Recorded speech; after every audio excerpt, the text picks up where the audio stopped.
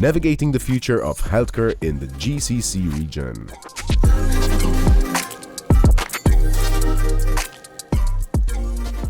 Thank you everyone, and welcome to what's going to be a fascinating panel. And what do you think about when you think about navigating healthcare in the GCC? Yesterday, some of you probably heard the guy from NEOM talking about this fantastical city that's going to be built in the middle of Saudi Arabia with all of the latest technologies and things that you can't even imagine. You go to Dubai and you go to the Museum of the Future, and they're the first country in the world, I believe, to appoint a minister for AI. And so much opportunity is now taking place in the GCC. The World Economic Forum was suggesting that health expenditure in the GCC could be $135 billion by 2027. And Saudi has allocated $50 billion for investment into digital health.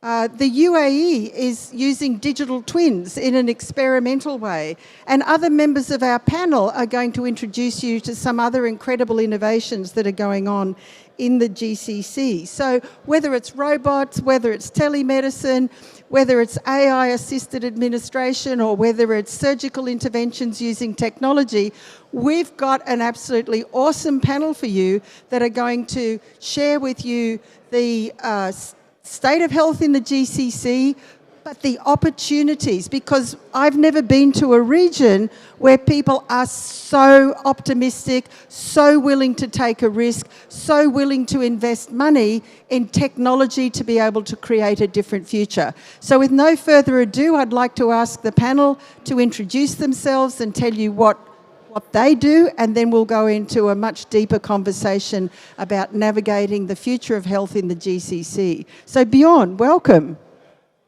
Thank you, Jane. It's a pleasure to be here in a beautiful venue. I was a little bit disappointed to be reined in, but I think it's a good measure to keep everybody inside, so I'm looking forward to some productive meetings. My name is Bjorn. I'm one of the co-founders of Care Syntax and of Surgical AI.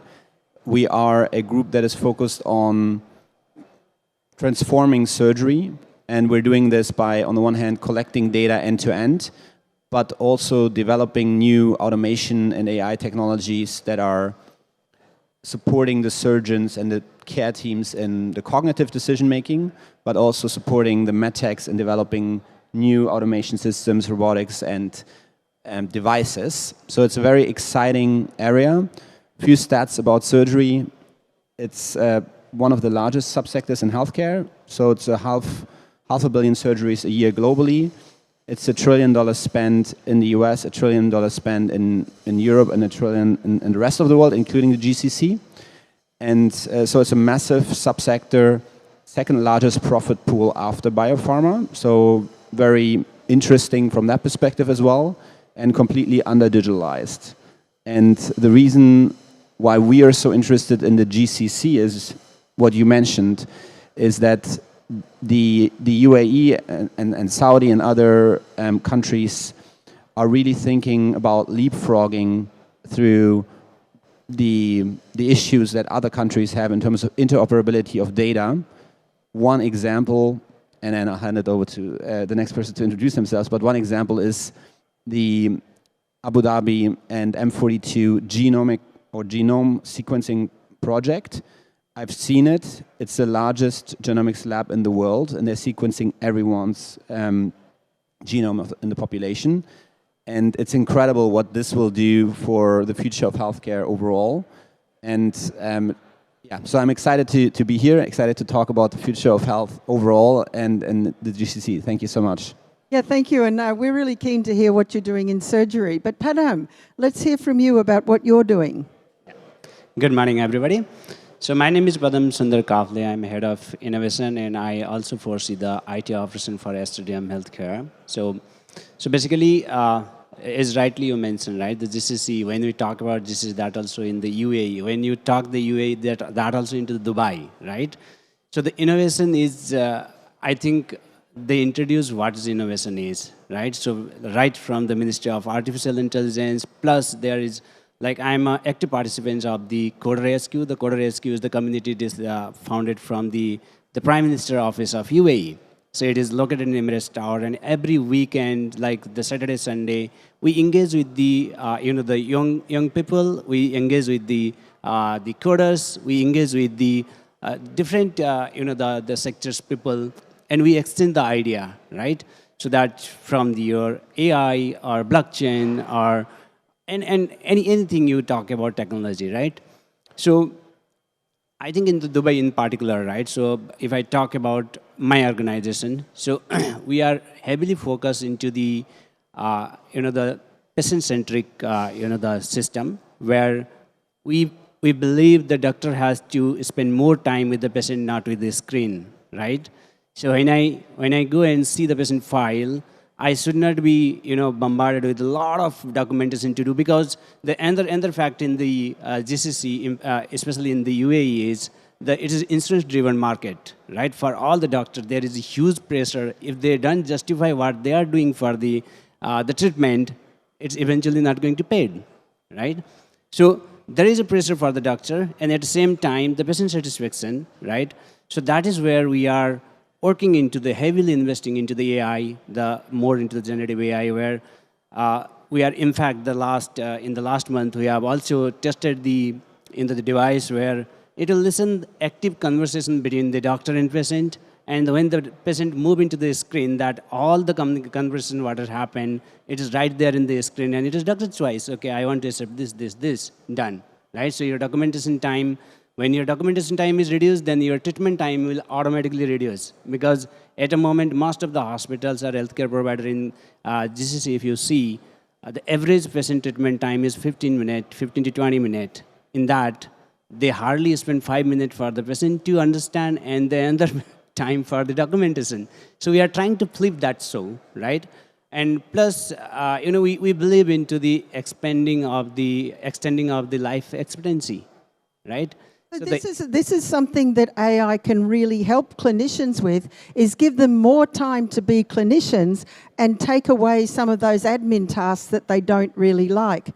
So let me introduce now our last panel member, Philippe Joel, who knows a lot about the GCC and spends a lot of time there. In fact, I've got a 10-year visa in the UAE, and he's in the UAE more than I am. So he loves the GCC. He's got a lot of knowledge about it. So Philippe, love you to introduce yourself and what you do. So my name is Philippe Geril, and I'm mainly an international speaker, but also an advisor for probably about around 20 companies from New Zealand to Switzerland to, and of course in the GCC. I think more or less every week I'm adding one in the GCC. I'm a scientific member of the UAE Genetic Disease Association. I'm an ambassador for WebTech. WebTech is the biggest medical content in Arabic organization. There's just a new one that launched in Riyadh last week, Care Vision, which is about telemedicine, telehealth for the Arabic world. So that's mainly what I do, but just to jump on all what you said, because you said all amazing things, and I can jump off everything, starting with you, Jane, with the investment. Just, I think, yesterday, Saudi announced 100 billion for AI infrastructure. So I said, it's other amounts, things are happening, money on the table, huge things, So just think you're competing, with the US and whatever, But and Google, Microsoft are going to be there to build this infrastructure. So there's amazing things happening there. The other thing is you mentioned education. You mentioned the genomics in Abu Dhabi. They launched during the Abu Dhabi Global Healthcare Week. They launched a school with 500-600 students. Because it's also about. It's nice to talk about genomics, but you need to build that expertise. So I said, I'm from Europe. I'm in the region there because Europe is too slow. We talk, nothing happens. There they are doing the things and the right things because, again, you can talk genomics, but where are the skills? So you teach people. You create, whole curriculum and all that. So it's just amazing what's happening in the region from that point of view. Yeah, thank you. And you made me remember that they have an AI university in UAE now. So they're fearless, they have money, and they're leapfrogging. So Bjorn, back to you, because I'm really interested. I've thought a lot about technology in surgery, but I've never really added data to it. So I'd love to hear more about what you guys are actually doing and how you think it's going to both improve surgery, save costs, make patients more safe, and all of those things that I think data can do in surgery, but I'd love to hear some more about what you're doing. Yeah, it's surgery is really in the beginning of this entire, I would say, data-driven revolution.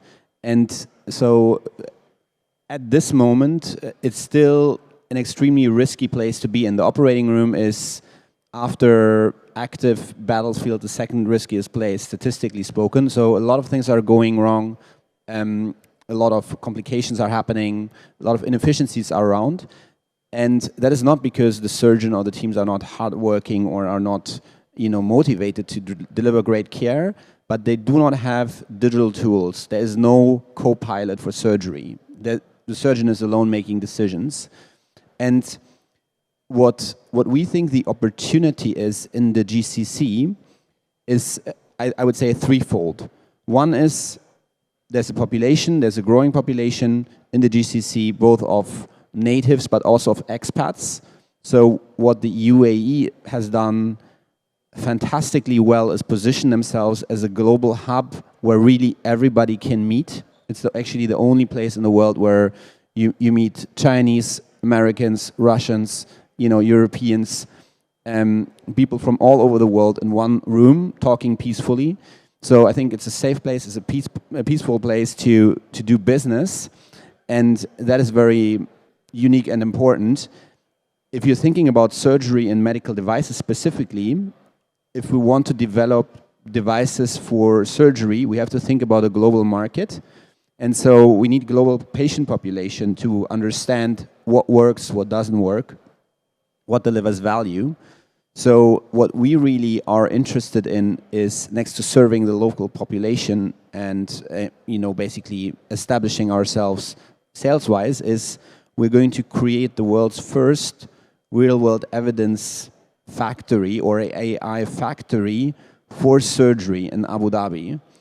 And that is something that has happened in drug discovery a long time ago. So you have, clinical trials, decentralized clinical trials, a lot of AI and so on in use.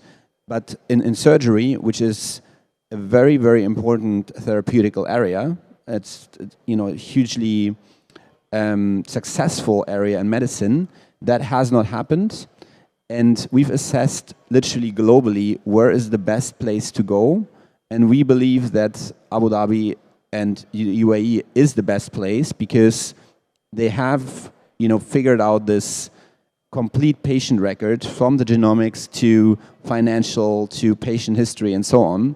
So developing new devices and, making use of this data is uniquely easy, let's say, and uniquely cost-effective as well in the region. And so we're seeing it as a market for selling our solution, but actually more so as a development hub for the next generation of devices. And that is an incredible opportunity for the UAE and Saudi as well to position themselves as this kind of new global platform to do business, which other places cannot do at the moment for geopolitical reasons. And so it's a very interesting time to be there. And yeah, I recommend everybody that hasn't been there to go there and see with their own eyes that this is not, some sort of plan that exists in the heads or that is a marketing plan. These are very serious business people. The co-CEO of Mubadala, which is now the largest sovereign wealth fund in the world, is a woman, expat woman. So it's a completely meritocratic organization. These are countries that are run like businesses, and they're very successful. So I think it's a great time to expand there, and I think quite smart and forward-thinking leadership that has built the groundwork and the rules over the last 10 years. Thank you. And you raise an interesting point, because one of the issues that came up yesterday was a lot about fragmented patient data and your inability to do precision medicine because you can't get access to the data. And that is something unique about the UAE in particular, because all the data is effectively in one place, so you can access it. Correct. And that is basically, we're bringing precision medicine into surgery. So it's about precision surgery, personalized surgery. And for that, you need this data. And it's incredibly fragmented anywhere else you go, even in the best healthcare system in the world, let's say the US, Switzerland, and so on. It's very fragmented, extremely expensive to get to. And so if you want to be efficient about it, and if you develop the next generation of devices, then you need interoperability end-to-end from, cradle to cradle, so to say, in a way. And that is available in the UAE, and that is per decree and per law available because they understand the value of it. Thank you. So, Philippe, you travel a lot around the GCC and you go to a lot of different conferences and you see the latest developments. What are some of the more exciting developments that you've seen around the region? So before answering that, I still want to jump off what Björn said. So you mentioned, like in the UAE, they have Malafi. That was done, I think, in 2 years. In 2 years, they get this data, from everybody. And again, what do you want to use? AI, even personalized medicine. Personalized medicine, everybody talks about it. But if you don't go down the route about genetics and genomics, there's no personalized medicine. So as I said, that they put all these steps in place, to get there, while in other countries you still talk about it. So to come back to your questions. Again, I was a lot in GCC, but recently I was in Brazil, I was in South Africa, I was in Shanghai, I was in Singapore, and now here, you know what I'm talking about? GCC. And that's the point. It's because that's my experience there, and I'm sharing experience, and there's no other region having things like that. Of course, I also learned from South Africa, I learned from Brazil, but what is happening in GCC is amazing. And Jane, you know that we are also big fans of, metaverse and all that. These things is still PowerPoint in many countries, but for example, Saudi, they have the biggest, the SEA virtual hospital. Things like that are happening. You heard yesterday from Ibrahim, about Neom, about the avatars, the AI doctors and all that. These are things that are happening there. So I think that's what I see, really not only the trend, but the speed of the things. It's not just talking, things are happening. And again, there are different reasons. If you take Saudi is huge from a geographical point of view. So access, the distance and all that is difficult. So of course they are very open to digital solutions because, you cannot go next door and go to the doctor or to the specialist. So there is a lot happening. And again, there is a competition. Okay, I still would call it a healthy competition. Sometimes, of course, competition is competition, but even, between Abu Dhabi and Dubai or Sharjah, you're from there. So, but that competition triggers always something. Of course, you have big organizations like M42, Mubadala, there's Pure Health, so they are competing, but I think they are competing on making a leap, they want to lead and do something new. So I think I still call it healthy competition, even if there are some friction. So really, there is a lot of all the new stuff that we talk, they test it, they do it. Yeah, thank you. And just to mention, for those of you who don't know, NEOM's spending $1 billion on building metaverse platform. And so I'm a proponent of the metaverse, but it's really interesting what they're trying to do. And yes, yesterday they were talking about the avatar doctors. So, they're living the future, and it's a very interesting place to be. But Padam, one of the questions that I wanted to ask you, because one of the things that strikes me about the Middle East is it is in the middle, and it's in the middle of some of the most populous and poor areas of the world. So the opportunity to be able to take some of these incredible innovations that are being developed in the GCC to countries, nearby neighbours, is really powerful to think about the good that they could do in the world. So, Padam, I know you're interested in cross-border technologies and responsible AI, and I just wondered if you could talk a little bit about the possibilities of taking, for example, what you're doing into other countries where they really don't have enough clinicians. So giving the clinicians time to do more clinical care and taking away the administration is really significant. Right, exactly. So I want to actually continue from the Philip's what he said, right? So one of the good thing in the UAE, what we have seen is, in the Dubai event, right? So they call it about zero bureaucracy, right? So that is one of the good strength, I believe, right? So there are a lot of things happening there. The plus the competition, like there are region-wise competition, but there are also I think the Dubai is the first government who published the worst and the best department in their the government. So every year you can see the best. These are the best department. They do best. And they literally do the survey, because I am a resident of Dubai since 12 years, and every year I participate in the surveys.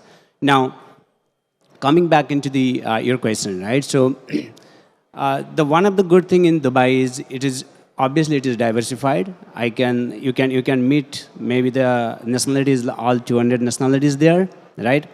Everybody is putting their brain to get the best out of it. And the government is very, very supportive, right? So benefit around the country or around the world, what they can get is obviously I really advise everybody to go once, see the system there, maybe any of the hospital, healthcare system, and the amazing thing there is across the world, if you see, the private hospitals are much stronger, but in the UAE it is reverse. If you see the innovation or the technology use case, the government hospitals are far ahead than the private hospitals, because they have those kind of the funding or the leadership behind. So the lesson for everybody, what I recommend is go visit a couple of hospitals into the UAE, Dubai, Abu Dhabi, of course, right, and see what they are doing good for. And when I come into the competition, that the same competition, we are also compete for, right? So we started with the generative AI, with a small piece of the triaging system. Now we are putting across into the outpatient system, right? And tomorrow we are planning to put into the inpatient system. So that is what I believe, the GCC and the UAE power. Oh, thank you. Look, this has been a fantastic conversation, but we're coming towards the end. So we're going to have a lightning round, starting with you, Philippe. Just a few predictions about what you think we're going to see in the future of healthcare in the GCC. So over to you. Yeah, so again, just still to jump on what you said, I think initially at the beginning of the year, I had like 3 trips planned, to the Middle East. I'm still having 6, 7, some more to come. Because as I said, it's so attractive there. But for example, last week I was in Dubai. I visited 3 clinics just on my way back from Riyadh. So I visited 2 wellness clinics and the GluCare clinic, so some amazing stuff is happening. So I'm still answering your question. So for example, the GluCare is the diabetes clinic. It's all around the Oura ring. So every patient, gets a Oura ring free.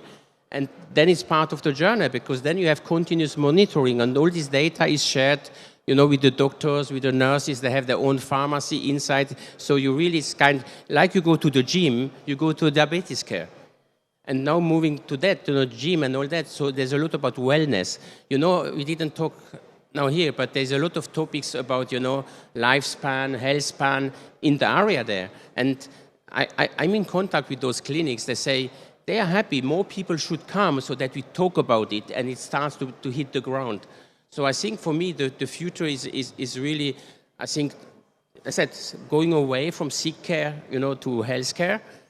And the next one is all this personalized medicine, genomics and all that, because I think, you cannot talk precision medicine, personalized medicine, if you don't know your genetics and your body, then also the whole environment where you live, what you eat, how you do sport and all that. Fantastic. Thank you. Padam, lightning round, so quick one. We're nearly running out of time. What are your predictions? So I completely agree with Philippe. This is the very, very favorite word of my CEO also. Currently what we are doing is the sick care, right? So we have to true healthcare. And that is what the prediction in 2030 in the Dubai you can really see as this true healthcare. Thank you. And Bjorn, very exciting what you're doing at Care Syntax in Abu Dhabi. I can't wait to see your factory.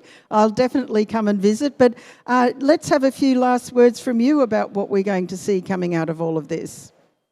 Yeah, about 20 years ago, I gave a speech at Harvard University, and I said, oil is fueling the global economy. It was about sustainability and how things need to change. Now I would say data is fueling the global economy. And so I think because data is a new oil, if what we are talking about becomes a reality, and it looks like it is in the GCC, then they've just opened up the next area of growth, because if they have the best patient data and if they have the best patient record, that means that they will be able to provide the platforms to develop the most effective treatments and the most effective diagnostic devices in the world. And that's going to be an extremely interesting competitive advantage. So I'm very excited to see what it brings, and if they're able to kind of bring, let's say, the oil of the 21st century into healthcare and other industries. And actually, I was in Saudi, and Saudi Aramco announced that it was no longer an oil and gas company, it was a data company. So they get it. So listen, what a fantastic panel. To all the panelists, thank you so much. Please put your hands together for the panel. Thank you. Thank you.